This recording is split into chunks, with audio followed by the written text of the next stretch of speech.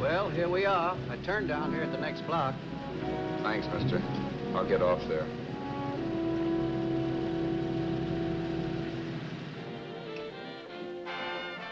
Want anything else?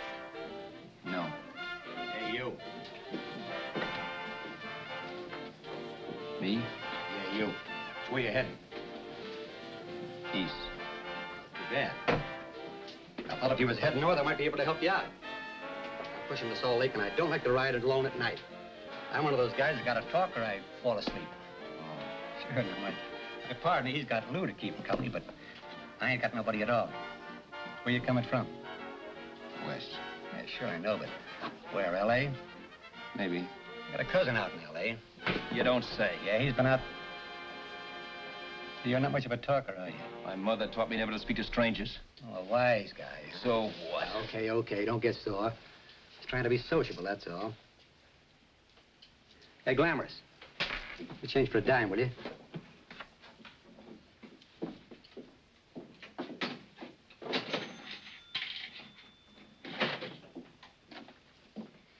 Let's have something quieter this time, Joe. My head's splitting. Is that what's wrong with it? Done with your coffee? No. And don't rush me, will you?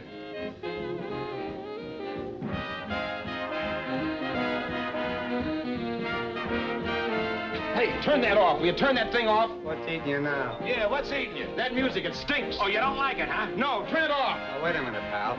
That was my nickel, see? This is a free country. And I play whatever I wanted. Okay. Sure, and if you don't like it, you don't have to listen to it. And you can leave here anytime you want it. Okay, I'm sorry I asked. First good piece played tonight and you don't like it. Some people just ain't got any good taste.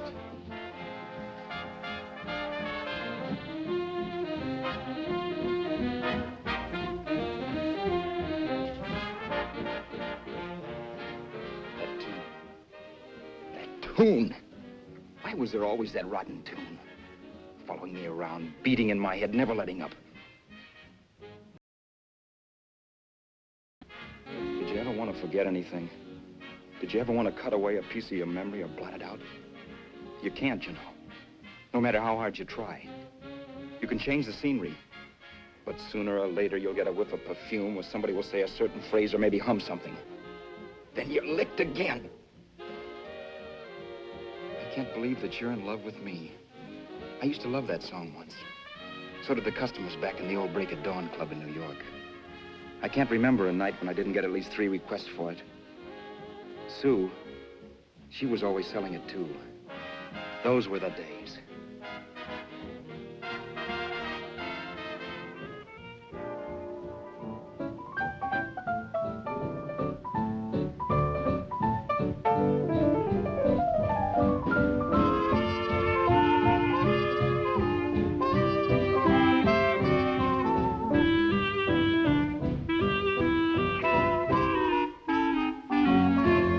Your eyes of blue, your kisses too, I never knew I can't believe that you're in love with me.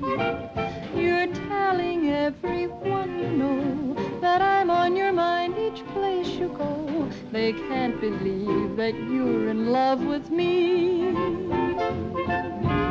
I have always placed you far above me. I just can't imagine that you love me.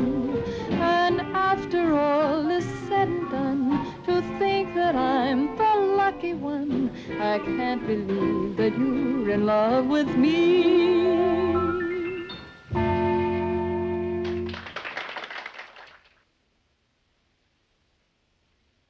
It wasn't much of a club, really.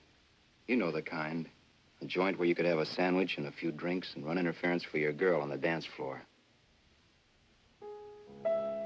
I pounded the piano in there every night from 8 until the place closed up, which usually meant 4 in the morning. A good job as jobs went in those days. Then, too, there was Sue, who made working there a little like working in heaven. But how we felt about each other, well, there was nothing very unusual in that. I was an ordinary healthy guy, and she was an ordinary healthy girl, and when you add those two together, you get an ordinary healthy romance, which is the old story. Sure, but somehow, the most wonderful thing in the world.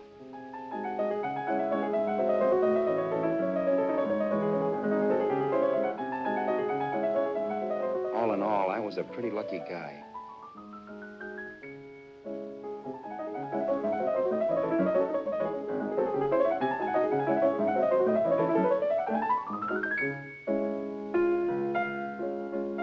Mr. Paderewski, I presume.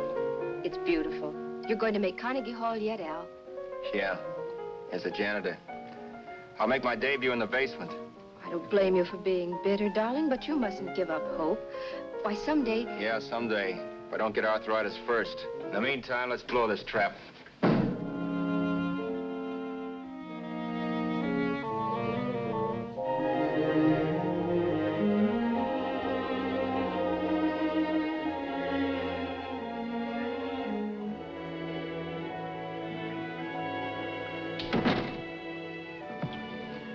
Like to get something to eat, hon? Oh, I don't think so, Al. I lose my appetite working in this flea bag. Let's go home. Okay. I can't stand much more of that dump. Did you see that drunk tonight trying to paw me? No, what drunk? Does it matter what drunk? Say, what's the matter with you tonight, darling? That's the third time you started to tell me something and then stopped. We shouldn't have any secrets from each other, Sue. Next week, we're going to make with the ring and the license. You and me will be a team. Yes, that's right. In the Bush League. I don't get you. We've been struck out. It's a funny way to talk, darling. Don't you want to marry me? Al, look, I love you. You know I do, and I want to marry you. But? But not now. Only after we've made good. Sunday, I'm going away. Oh, I know you'll think it's silly. That's why I hesitated to tell you. But I'm going to California. I want to try my luck in Hollywood. That's the most stupid thing I ever heard of. Don't you know millions of people go out there every year and wind up polishing cuspidors? I thought you had better sense. You sound as if you don't think I have any talent. That has nothing to do with it. I'll make out all right. Maybe. But what about me? Doesn't it mean anything to you that you're busting up all our plans?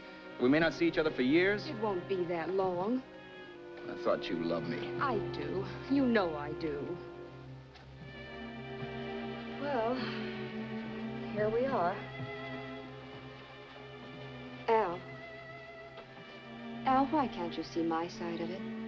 I'm young. We both are, and we've got all the time in the world to settle down. Really, darling, what I'm doing is the only sane thing to do. I hate the thought of being so far away from you, but we'll be together again someday. Maybe you'll decide to come out too later on. So long. Al, aren't you going to kiss me goodnight? Sure. Why not? Good night.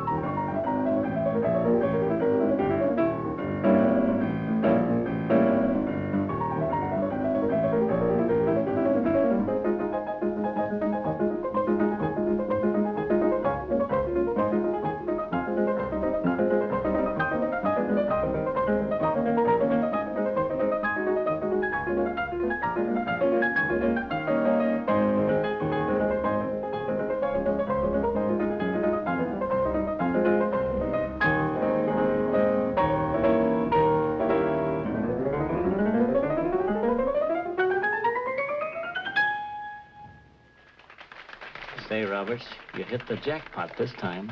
$10. Thanks.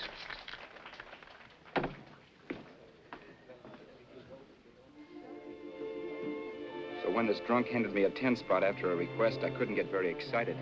What was it, I asked myself? A piece of paper crawling with germs. Couldn't buy anything I wanted. It couldn't... Then I thought of something.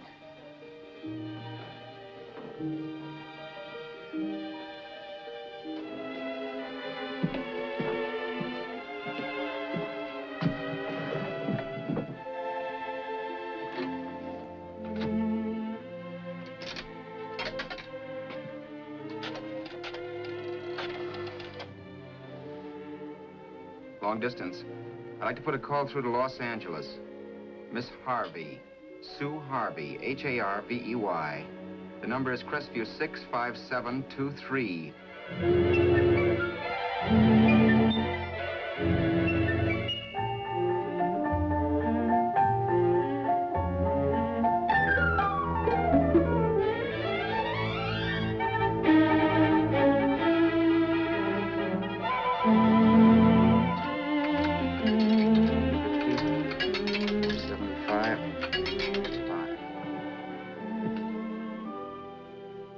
Hello, Sue? This is Al. Oh, baby, it's great to hear from you, too. What's that? You do? Oh, me too, darling. I thought I'd go batty without you. I just... Hashlinger? Gee, honey, that's tough. Those guys out in Hollywood don't know the real thing when it's right in front of them. You just stick it out, Sue, baby. Keep going around to those casting offices. I'm sure you'll click. Look, I'll tell you what. You stay put out there, I'll come to you. No, don't try to stop me. Just expect me. Train? Who knows? Train, plane, bus, magic carpet. I'll be there if I have to crawl. If I have to travel by pogo stick. And then, let's get married right away, huh? That's the stuff. That's what I've been wanting to hear you say. Well, goodbye for now. I'll be seeing you soon. Yeah. Bye. The only way I could cross country was to thumb rides. For even after hawking everything, I only had enough money to eat. Money. You know what that is. It's the stuff you never have enough of. Little green things with George Washington's picture that men slave for, commit crimes for, die for. It's the stuff that has caused more trouble in the world than anything else we ever invented. Simply because there's too little of it. At least I had too little of it. So it was me for the thumb.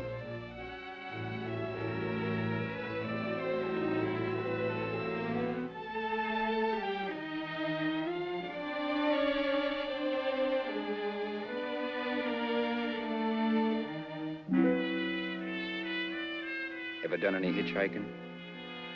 It's not much fun, believe me.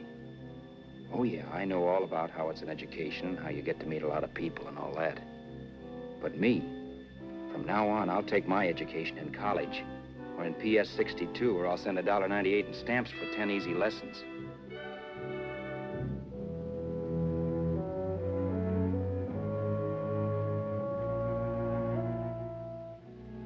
Thumbing rides may save you bus fare, but it's dangerous.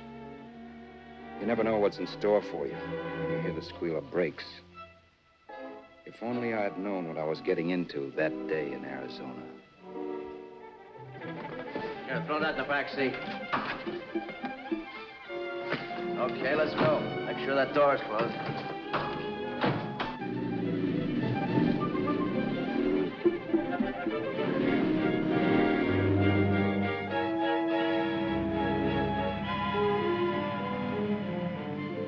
You know, Emily Post ought to write a book of rules for guys thumbing rides.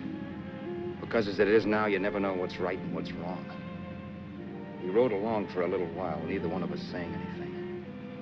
I was glad of that. I never know what to say to strange people driving cars. Then, too, you can never tell if a guy wants to talk. A lot of rides have been cut short because of a big mouth. So I kept my mouth shut until he started opening up. Hand me that little box in the compartment, will you, pal? Hold the wheel, will you?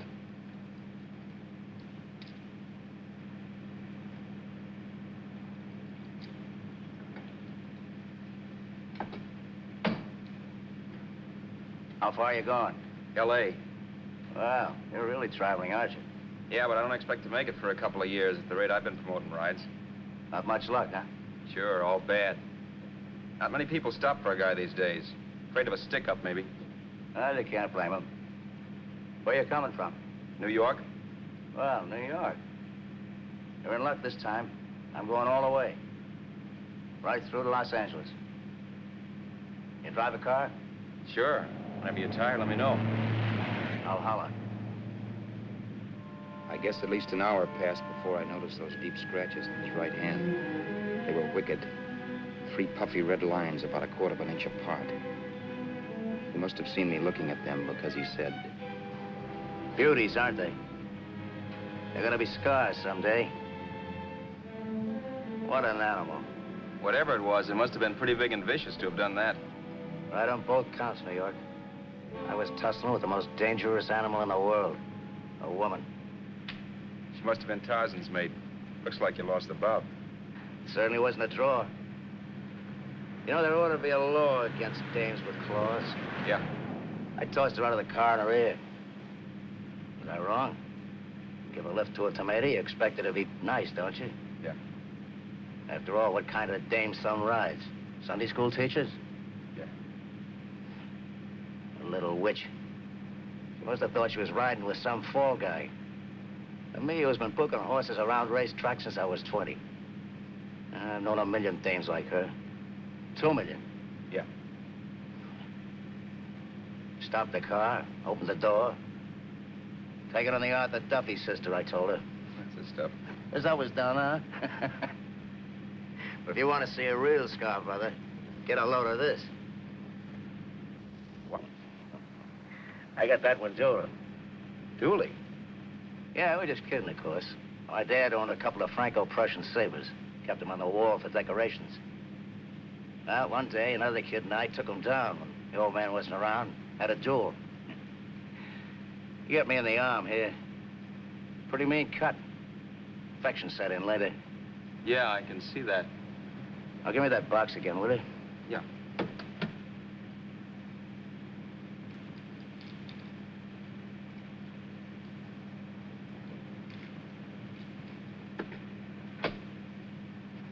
Pain made me lose my head, I guess. Began slashing. Before I knew it, I'd put the other kid's eye out. That was tough. Well, it was just an accident, of course. But you know how kids are. I got scared, decided I was going to run away from home. Old man almost caught me when I was packing my duds. The bloody rag I had wrapped around my wrist hadn't caught his attention. You've seen the bundle for sure. But I beat it when he was phoning for a doctor. That was 15, 16 years ago. I haven't been home since. Pull in there for a bite or something, huh? a bite or something. Brother, was I hungry. I hadn't had anything in my stomach for hours. Yet even with that gnawing in the pit of my belly, I didn't want to be in too big a rush to put on the feed bag. First, I had to make sure this guy knew the score. If I got him down on me, it was goodbye ticket to Hollywood. I'll wait out here for you, mister. If it's the money, don't worry about paying for it. This time it's on me. Well, that's white of you, Mr. Haskell, think nothing of it. You make your first million, maybe you can do the same for me. Come on, New York. I gotta make the West Coast by Wednesday. There's a horse running at Santa Anita named Paradiesical. Means dough to me if I'm on him. We'll make it all right. He did most of the talking during the half hour we were in the place. I ate. He rambled on about his old man, whom we hadn't heard from since he ran away as a kid. And how he happened to become a bookie. And then all about how he got rooked in Miami. One race, 38 grand. They cleaned out my book. How do you like that? That was tough luck. Yeah, and I'm supposed to be the smart guy. Well, you just wait. I'm going back to Florida next season with all kinds of jack. And you watch those stinkers run for cover. Want anything else? No, thanks. I've had plenty.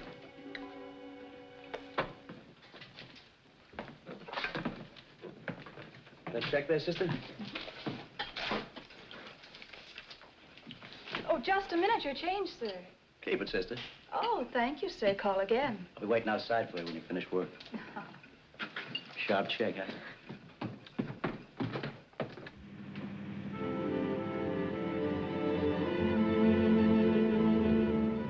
drove all that night while Haskell slept like a log.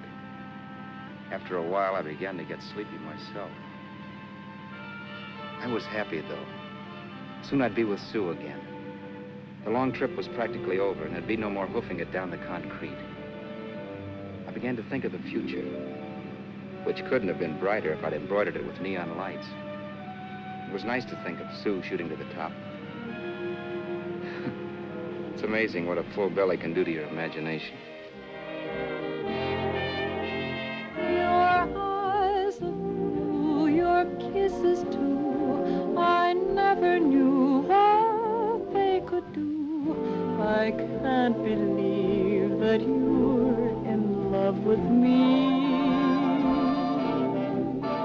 You're telling everyone you know I'm on your mind each place you go.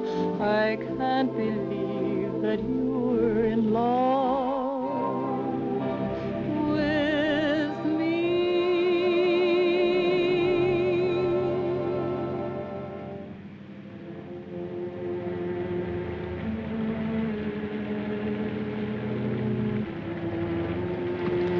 Mr. Haskell. Mr. Haskell. Mr. Haskell, wake up. It's raining. Don't you think we ought to stop and put up the top?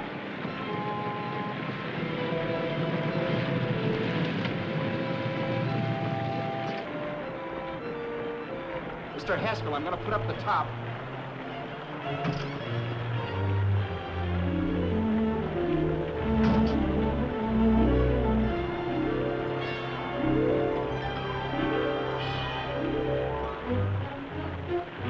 Until then, I'd done things my way. But from then on, something else stepped in and shunted me off to a different destination than the one I had picked for myself. For when I pulled open that door... Mr. Haskell, what's the matter? Are you hurt? Are you hurt, Mr. Haskell? Start your sermon. I'll listen to it. But I know what you're going to hand me even before you open your mouths. You're going to tell me you don't believe my story of how Haskell died and give me that don't make me laugh expression on your smug faces. I saw at once he was dead, and I was in for it. Who would believe he fell out of the car? Why, if Haskell came too, which of course he couldn't, even he would swear I conked him over the head for his dough. Yes, I was in for it. Instinct told me to run, but then I realized it was hopeless. There were lots of people back down the road who could identify me. That gas station guy and the waitress. I would be in a worse spot then, trying to explain why I beat it. The next possibility was to sit tight and tell the truth when the cops came. But that would be crazy. They'd laugh at the truth. And I'd have my head in a noose. So what else was there to do but hide the body and get away in the car? I couldn't leave the car there with him in the gully. That would be like erecting a tombstone.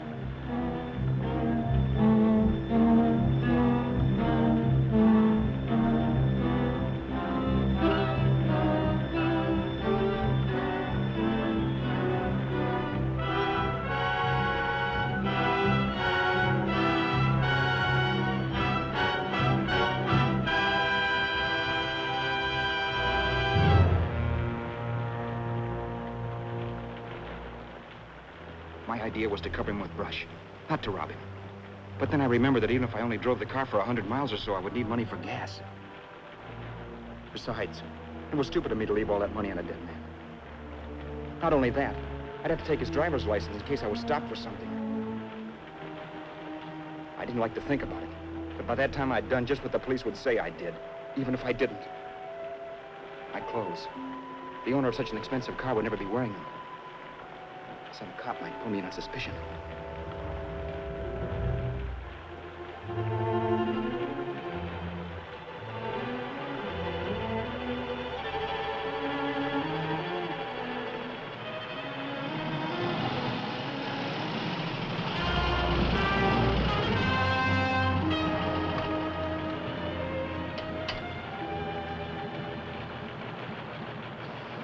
Hey, you, this your car?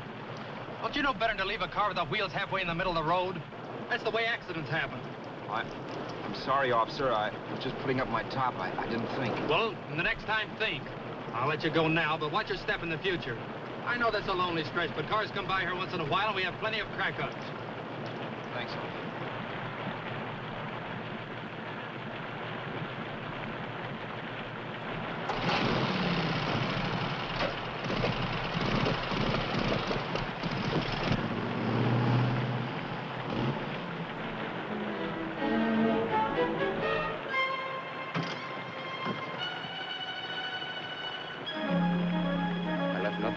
could give me away as Roberts. If they found a dead man in the gully now, it would be me.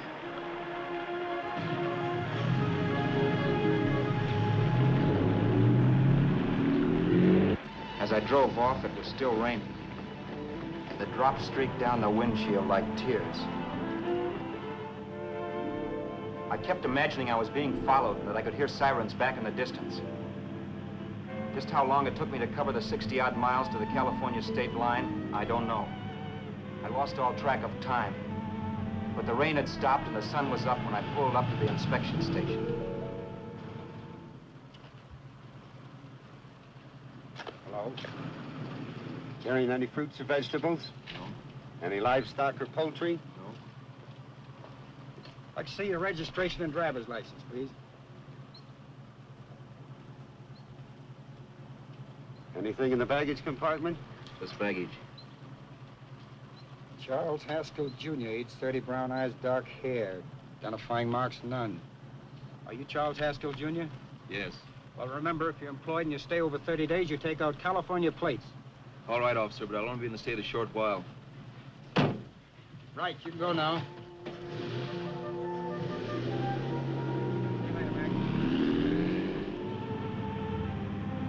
I couldn't drive any farther without some sleep. Cops or no cops, I knew I had to hit the hay and hit it hard. I was dead tired.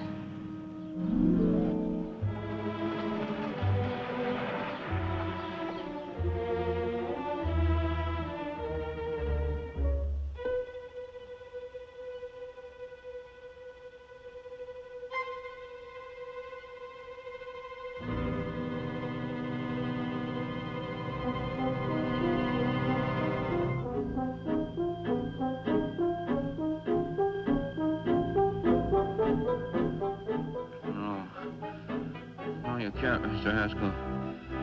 No.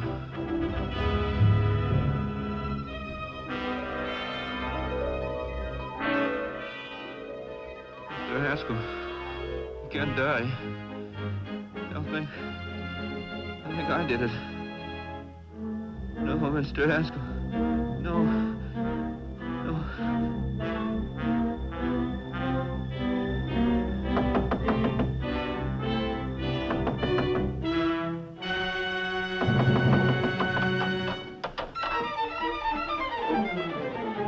Who's there? It's the maid. Can I come in and clean? Later. In a half hour. All right, sir.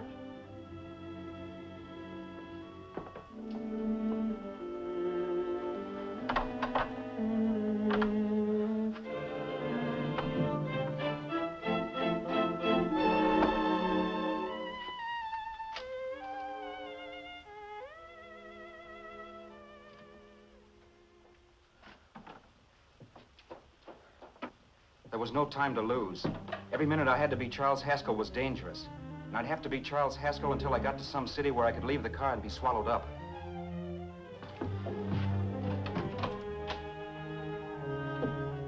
That meant driving the car as far as San Bernardino, maybe even to Los Angeles. In a little town, I might be noticed, but in a city, I should be safe enough. Then, after I ditched the car, I could go on to Sue. But those 5 minutes at the state line made me realize it might be a good idea to find out a little bit about Mr. Haskell. Then, if anybody asked me questions, I could give the right answers. The first thing I found out was that I had $768. This was a lot of jack, but believe me, it was the kind of money I'd rather not have.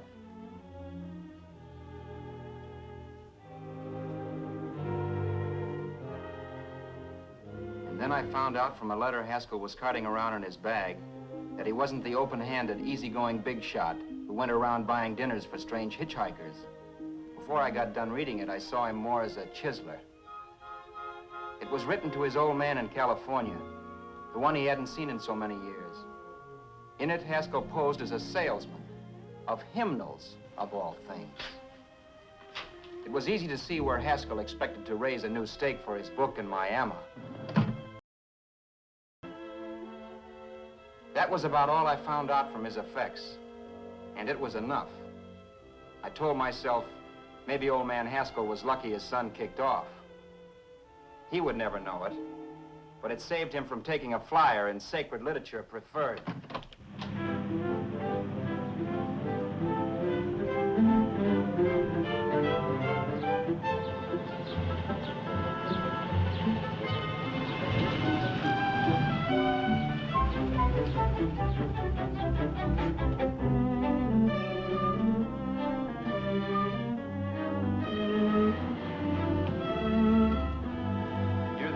At Desert Center, I pulled up for water. There was a woman. Hey, you! Come on if you want to ride.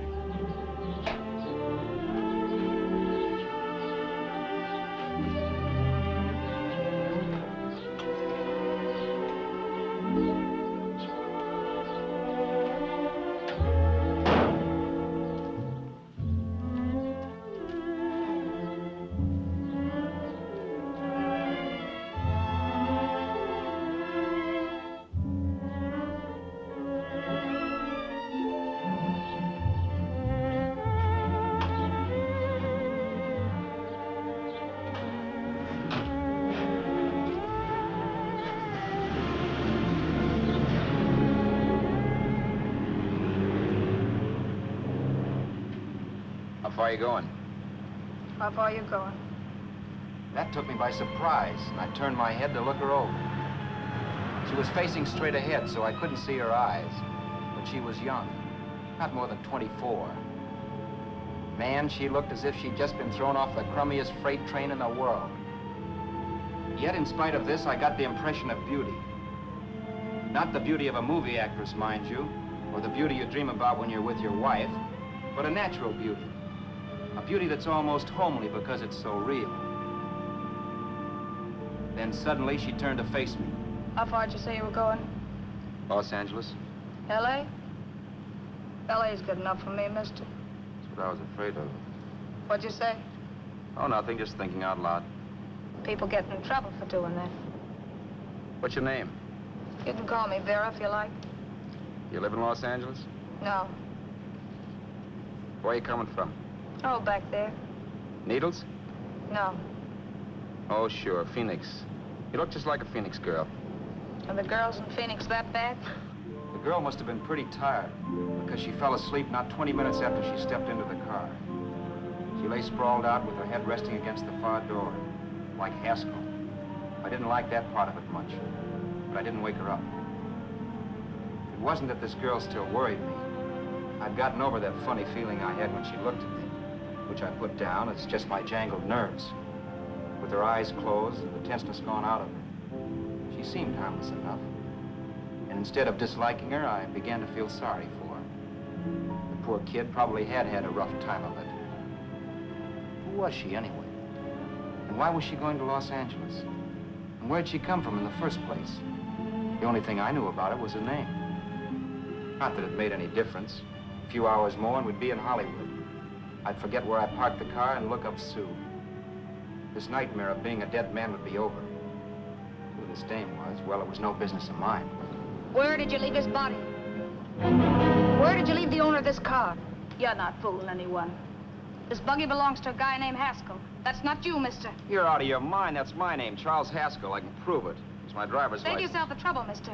Having Haskell's wallet only makes it worse. It just so happens I rode with Charlie Haskell, all the way from Louisiana. He picked me up outside of Shreveport. You rode? You heard me. Then it all came back to me. All the talk about dueling and scars and scratches. There was no doubt about it. Vera must be the woman Haskell had mentioned. She must have passed me while I slept. Well, I'm waiting. My goose was cooked. She had me. That Haskell guy wasn't dead yet. He wasn't stretched out stiff and cold in any Arizona gully. He was sitting right there in the car, laughing like mad while he haunted me. Well? There was nothing I could say. It was her move.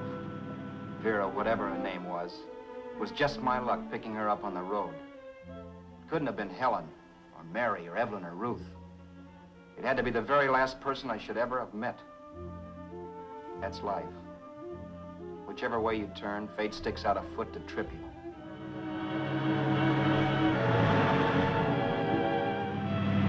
I told her her everything, but she didn't believe my story. I should have saved my breath. That's the greatest cock and bull story I ever heard. So he fell out of his car. Say, who do you think you're talking to, a hick? Listen, mister, I've been around, and I know a wrong guy when I see one. What'd you do, kiss him with a wrench? Now, wait a minute. What I told you was true. You see, that's why I had to do it. You think I killed him? Well, the cops would have thought so, too. Yeah, well, maybe they still think so. What makes you so sure I'll shut up about this? Girl, I'm innocent. Give me a break, will you? It won't do me any good having you pinched. The cops are no friends of mine. Now, if there was a reward, but there isn't. Thanks. Don't thank me yet. I'm not through with you by a long shot. Let's see that roll.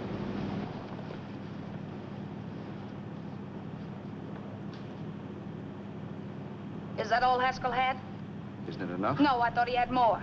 Not that I know of. You can search me if you think I'm holding out on you. Well, maybe I will at that. He told me he was going to bet $3,000 on a horse named Paradisical on Wednesday at Santa Anita. He was stringing you along. He meant 300. Maybe. Sure, $3, 300. He was a piece of cheese, a big blowhard. Listen, mister, don't try and tell me anything about Charlie Haskell. Remember, I knew him better than you did. Okay, then you knew he was a four-flusher. That explains the $3 bet. I'm not so sure he didn't have that $3,000. Why should I believe you? You got all the earmarks of a cheap crook. Now, wait a Shut minute. up. You're a cheap crook and you killed him. For 2 cents, I'd change my mind and turn you in. I don't like you. All right. Don't get sore. I'm not getting sore. But just remember who's boss around here. If you shut up and don't give me any arguments, you'll have nothing to worry about. But if you act wise, well, mister, you'll pop into jail so fast it'll give you the bends. I'm not arguing. Well, see that you don't. You know, as crooked as you look, I'd hate to see a fella as young as you wind up sniffing that perfume that Arizona hands out free to murderers. I'm not a murderer. Of course you're not. Haskell knocked his own head off. He fell, that's how it happened, just like I told you. Sure, and then he made you a present of his belongings. I explained why I had to do skip that. it. Doesn't make a difference one way or another. I'm not a mourner. I liked Haskell even less than I like you. Yeah, I saw what you did to him. What do you mean? Well, scratches on his wrist. Sure, I scratched him. I'll say you did. So your idea was to drive the car a little way, maybe into San Bernardino, and then leave it. You weren't gonna sell it? Sell it? You think I'm crazy? Somebody else's car? See, all I want to do is leave it somewhere and forget I ever saw it. Not only don't you have any scruples, you don't have any brains. I don't get you. Maybe it's a good thing you met me. You'd have got yourself caught, sure. Why, you dope. Don't you know a deserted automobile always rates an investigation? Huh? Look, the cops find a car. Then they get curious. They wonder where the owner is. So, all right, they don't trace Haskell. They trace you. I never thought of that. The only safe way to get rid of the car is to sell it to a dealer. Get it registered under a new name. Say, stop at the next store. I want to get a bottle and do some shopping before we hit L.A. Okay. As soon as we find a place, I'll drop you off and pick you up later. Nothing doing. You're coming in, too. From now on, you and I are like the Siamese twins. Have it your way, but I don't get the point. The point is, I don't want you to get lost. I'm not going to beat it if that's what you're afraid of. I'll say you're not. Well, I'm going to see that you sell this car so you don't get caught. Thanks. Of course, your interest wouldn't be financial, would it? You would want a small percentage of the profits. Well, now that you insist, how can I refuse? 100% will do. Fine. I'm relieved. I thought for a moment you were going to take it all. I don't want to be a hog. A few hours later, we were in Hollywood. I was recognizing places Sue had written about. It struck me that far from being at the end of the trip, there was a greater distance between Sue and me than when I started out. Vera wasn't kidding with that Siamese twins crack. She rented a little apartment as Mrs. Charles Haskell. When I objected to this, she explained that it was on account of the car. A dealer might think something was funny if he called and found we were using different names.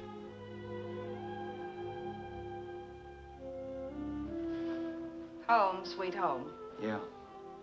Not bad either.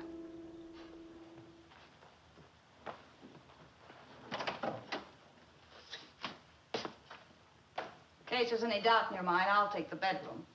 Yeah. Sure is stuffy in here.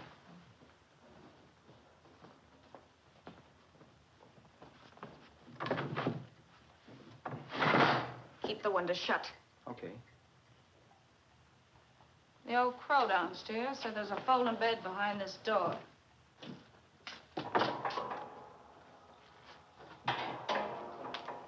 You know how to work it? I invented it.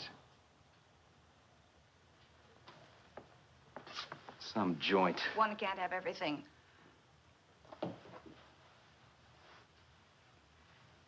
I'm first in the bathtub. I don't know why, but I figured you would be.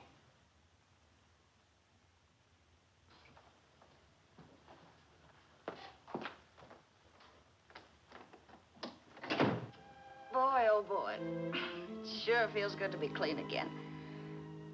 I must be 10 pounds lighter. You must be. Well, hitching rides isn't exactly the way you keep your schoolgirl complexion. I wish that guy with the sax would give up. Gets on my nerves. Forget it. Have a drink. Aren't you afraid I might take you up on it? If I didn't want to give you a drink, I wouldn't have offered it. Why be a sorehead, Roberts? You got yourself into this thing. You should be grateful I'm not turning you in. Why, if I wasn't regular, you'd be in the pen this minute, being photographed, fingerprinted, and being pushed around by the cops. So cheer up. Get rid of that long puss. Or is your conscience bothering you?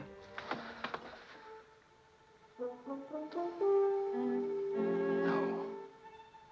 It isn't. Swell. That's the spirit. He's dead and no moaning around will bring him back. Anyway, I never could understand this worrying about something that's over and done with. Now look, Vera, for the last time I didn't kill him. Haskell was a sick man. Maybe he was dead before he fell out of the car. I don't know. Sure, he died of old age. All right. So if it'll make you sociable, you didn't kill him.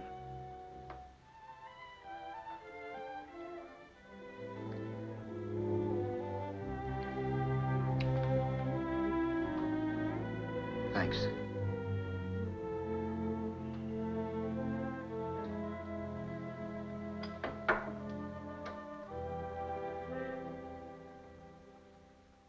We're out of liquor, Roberts. Yeah. Too bad. I felt like... Think you succeeded. Am I tight? As a prima donna's corset. That's good. I wanted to get tight. Why? What have you got to get tight about? Oh, I don't know. Few things. Huh. You should have my worries. If I had your troubles, I'd stay sober. And I've got the key to that door. Yeah. Maybe you're right. I'm always right. You know, I don't like your attitude, Roberts. Well, there's a lot of things I don't like. Sure. But life's like a ball game. You gotta take a swing at whatever comes along before you wake up and find it's the ninth inning. I bet you read that somewhere. That's the trouble with you, Roberts. All you do is bellyache. But of taking it easy and, well, trying to make the best of things. But maybe that's what's wrong with the whole world. Get the professor. People knock themselves out trying to buck fate. Now, take you, for instance. You're lucky to be alive. Why, suppose Haskell had pulled open your door. You'd be playing a harp now. Think of that. You think of it. I'm tired of thinking. There's plenty of people dying this minute. I would give anything to trade places with you. I know what I'm talking about. I'm not so sure. At least they know they're done for. They don't have to sweat blood wondering if they are.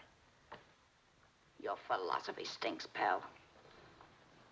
We all know we're gonna kick off someday. It's only a question of when. But what's got us on this subject anyway? We'll be discussing politics next. Yeah. Where'd you hide the butts? On the table, sucker.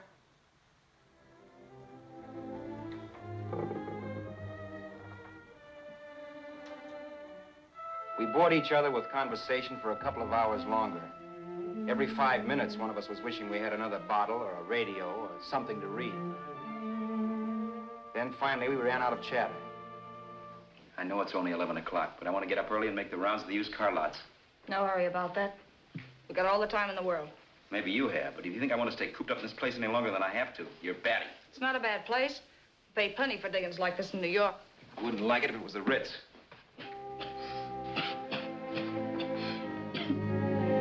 Rotten liquor. You got a mean cough. Ought to do something about it. I'll be all right. That's what Camille said. Who? Nobody you know. Wasn't that the dame that died of consumption? Yeah. Wouldn't it be a break for you if I did kick off? You'd be free with all Haskell's dough and car. I don't want to see anybody die. Not even me. Especially not you. One person died of me. If you did, well, that's all I need. You don't like me, do you, Roberts? Like you. I love you. My favorite sport is being kept prisoner. After we sell the car, you can go to blazes for all I care, but not until then.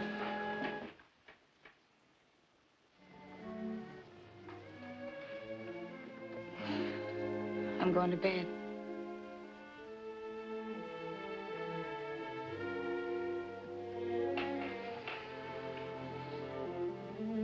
Good night, Roberts.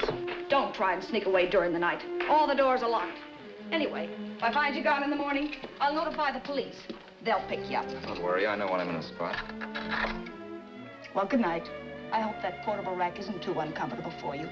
Don't lose any sleep over it, will you, Vera?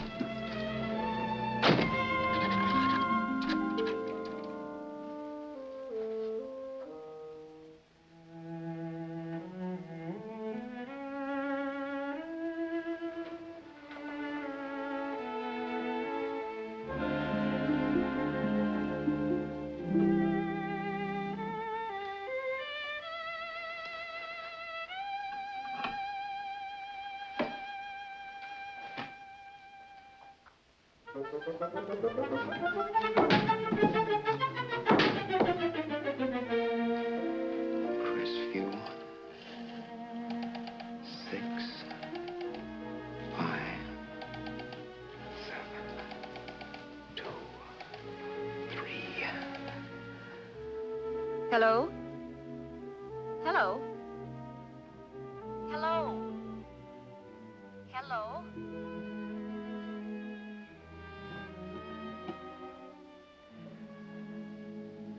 No. Not yet, darling. Tomorrow. Maybe. If this were fiction, I would fall in love with Vera, marry her and make a respectable woman of her, or else she'd make some supreme Class A sacrifice for me and die. Sue and I would bawl a little over her grave and make some crack about there's good in all of us. But Vera, unfortunately, was just as rotten in the morning as she'd been the night before. All right, I'm coming. Look, Vera, it's almost noon. So what? The dealers will be there all day? I'll be there all year, too, but that doesn't mean I'm going to wait that long. Shut up. You're making noises like a husband. Well, do I rate a whistle? You sure do, but let's go. Let's go, let's go. I spent $85 and 2 hours preparing bait, and all you can say is let's go. Come on.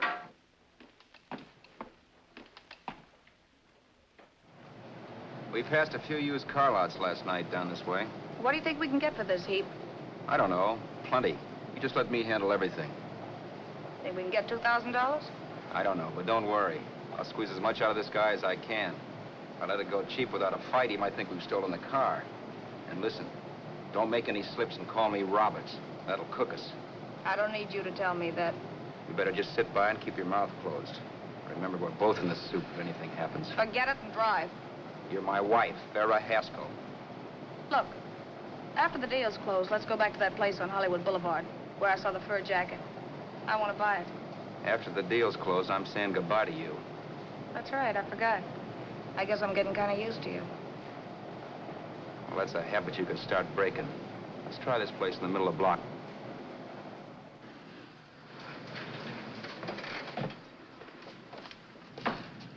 Good afternoon. What can I do for you?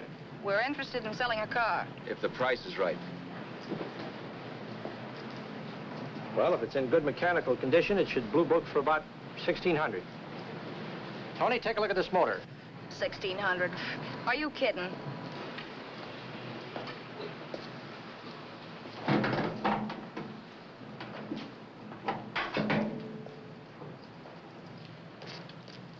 Well, maybe $1,850. Before I let it go for $1,850, I'll wreck it and collect the insurance first.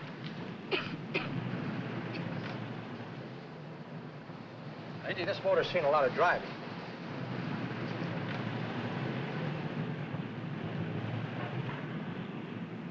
Well, the mechanic inspected the car.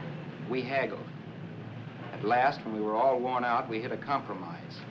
His price. Okay, it's a deal. All right, come in. We'll sign the papers. I have the ownership papers right here with me. Look, Vera, in the meantime, will you clean out the dash compartment? There may be some stuff in it. All right, darling. 1,850 bucks. That dirty crook.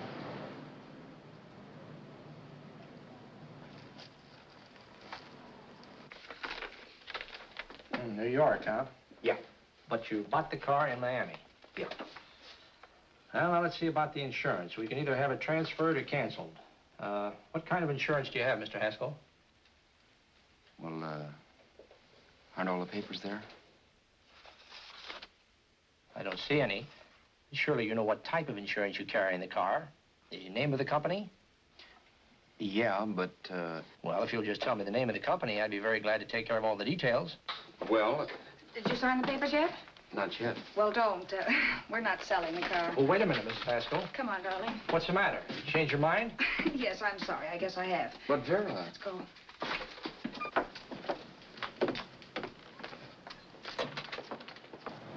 You got me out of a tight spot, Vera.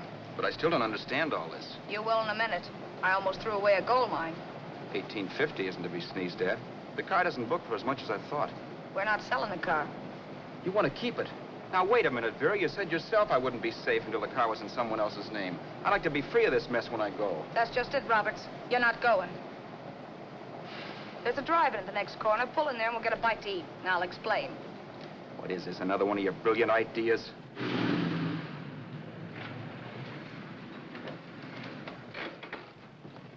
Oh, may I take your order? Make mine a ham sandwich and coffee. And for you, sir? Oh, I don't care. The same. Thank you.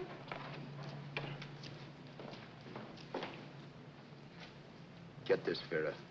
I've been pretty patient so far. I've done everything you asked me to do, but no more. Shut up. You've taken Haskell's money. And you can have the dough we get from selling the car. But you're not going to keep me a prisoner. It's a good thing I bought the paper. Take a look at that. Vera, I'm in no mood. Read that.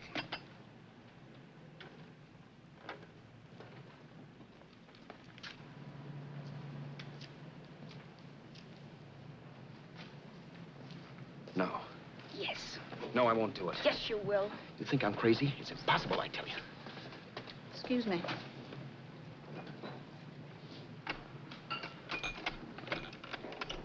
Blow the horn when you're through. No one could possibly get away with an act like that. It'd be wise to me in a minute. Don't be yellow. You look enough like him. The same coloring and the same build. See how his clothes fit you? No kidding, you almost had me fooled for a while. Oh, grow up, Vera. Don't you think a father knows his own son? And there must be other relatives. The father won't have to know you. We'll wait till he gives up the ghost. He's an old geezer and he won't pull through. And as far as other relatives are concerned, they haven't seen you in 15 or 20 years. Eat. I'm not hungry. And I won't do it. It's not as tough as it sounds. Remember, you've got all kinds of identification. His car, letters, license. I could never get away with it. It's the stupidest thing I've ever heard. The old boy has scads of dough. Look in the paper there. Personal fortune assessed at over 15 million. He'll leave plenty, I tell you. Maybe he cut off his son. How do we know? It's out, Vera. I won't have anything to do with it. I think you will. Look, Vera, I'll do anything within reason. But not that. So forget it. Find yourself another stooge. You sap. You'll be fixed for the rest of your life as Charlie Haskell. You can take your inheritance and go away. No more worrying about the rent, no sweating, scheming, wondering where your next meal's coming from. Think about that, Roberts. Vera, please, you're talking too loud.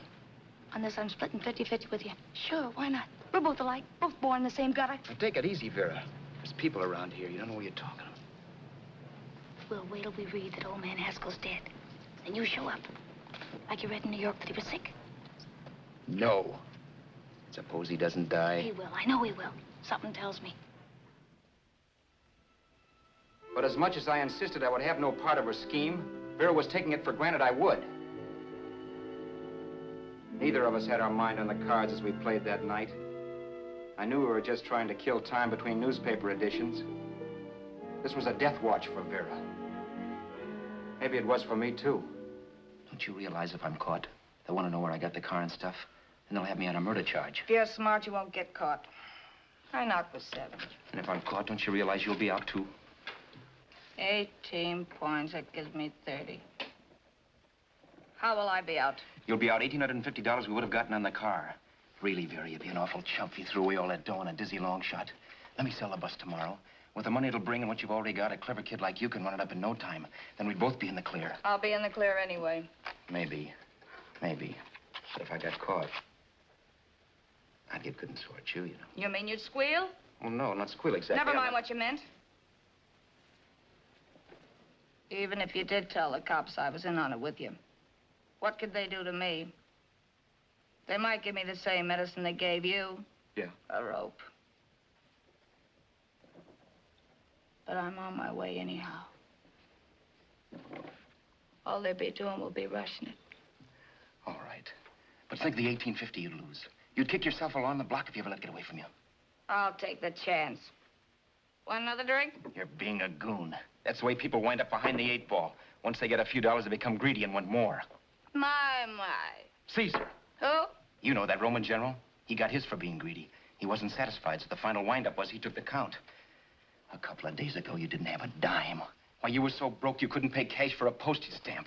Now you've got almost $700 with $1,850 in the offing. Take my advice. Don't try for more. I'm tired of this game. Let's have some blackjack. Play solitaire. Okay, I will if that's the way you feel about it. That's the way I feel about it. Getting sore and throwing things won't help much, Roberts. I'm really doing you a favor. I help you out of a jam by keeping my mouth shut. I show you how to make some soft money. And what thanks do I get? Thanks. Sure. Or would you rather call the cops and told him you killed a man and stole his money? I didn't kill anybody. Yes, you did. No, I didn't. You know I didn't. All right. Suppose I call the cops. If you're innocent, what do you got to be scared of? Okay. Call him, you mutt. Go ahead and call him. See if I care. At least they'll give me a square deal. You want me to call them? You heard me. But I'm warning you. If I'm pinched, I'll swear you were in on it. I'll say that you helped me. If I fry, I'll get even with you. You wouldn't dare. You're ticking. Yeah? Then try it and see. Call him. Yeah. Okay, I will.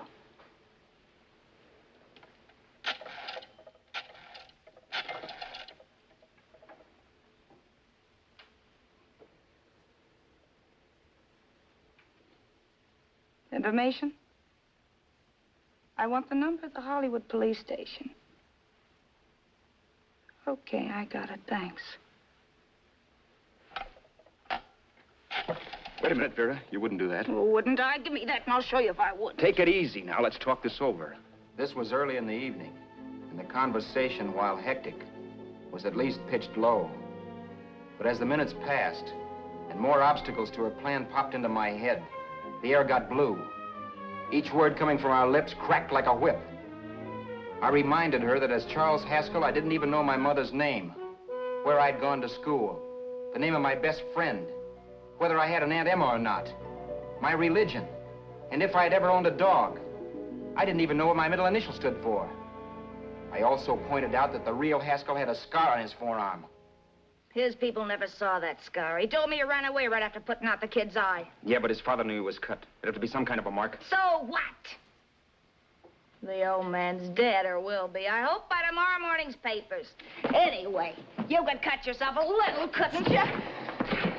Boy, for that kind of dough, I'd let you cut my leg off. You're drunk and you're crazy mad, Vera. Turn me in if you want to, but I won't get mixed up in this. Besides, how do we know? Haskell was such a phony. Maybe he wasn't the man's son at all. Maybe he just dreamed it up. Well, dream it or not, you won't be dreaming when the law taps you on the shoulder.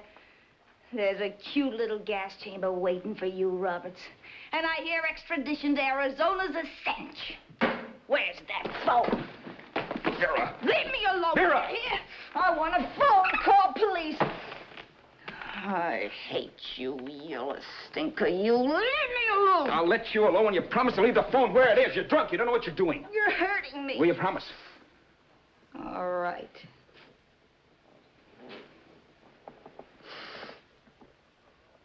You hurt me. I'm sorry, but And it's hot in here. Open up a window. it's not hot.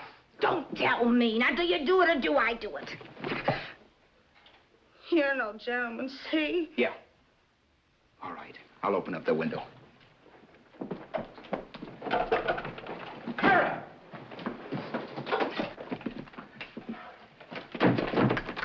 Vera, open the door. Please open the door. Vera, open the door. Don't use the phone. Listen to me. I don't like you, Roberts. You're no gentleman, see? You hurt my hand, and I'm going to get even with you. If you don't open the door, I'm going to kick it down, Vera. Vera, don't call the cops. Listen to me. I'll do anything you say. Vera, let me in. I'll break the phone.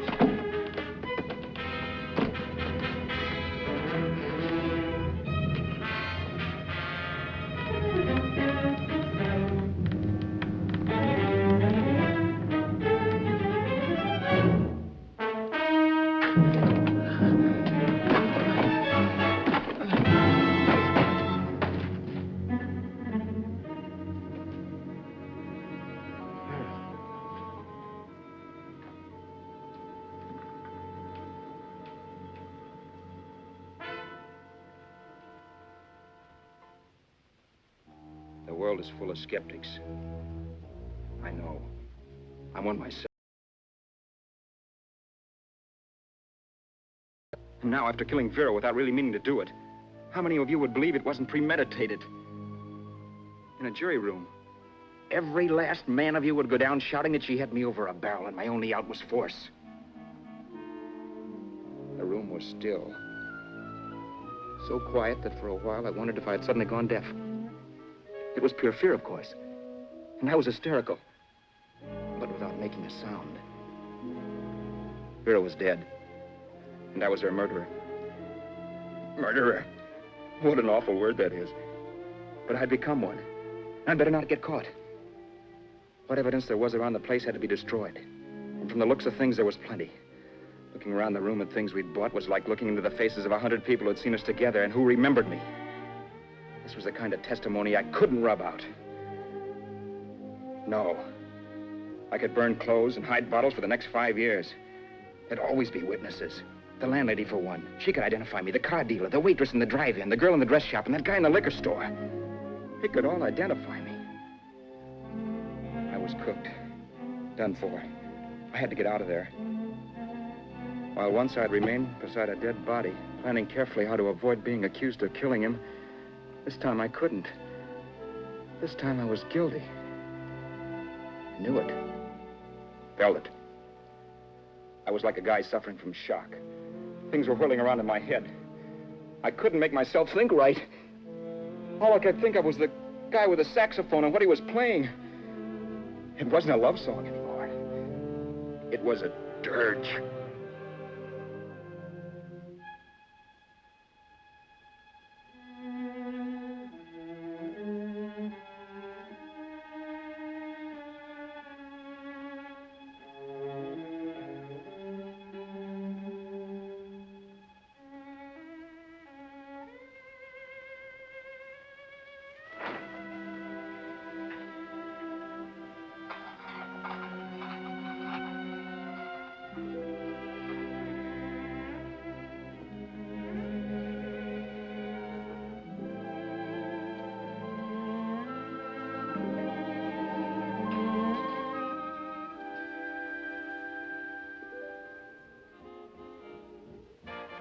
But my problems weren't solved.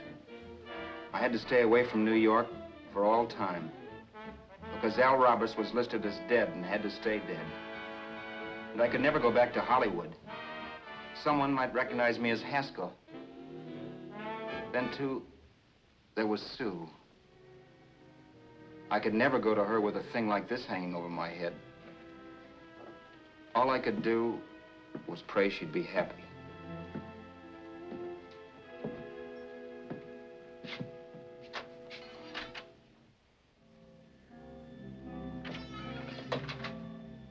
I was in Bakersfield before I read that Vera's body was discovered. And that the police were looking for Haskell in connection with his wife's murder. Isn't that a laugh? Haskell got me into this mess, and Haskell was getting me out of it.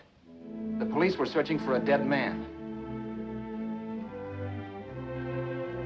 I keep trying to forget what happened and wonder what my life might have been if that car of Haskell's hadn't stopped. But one thing I don't have to wonder about. I know. Someday a car will stop to pick me up that I never thumbed.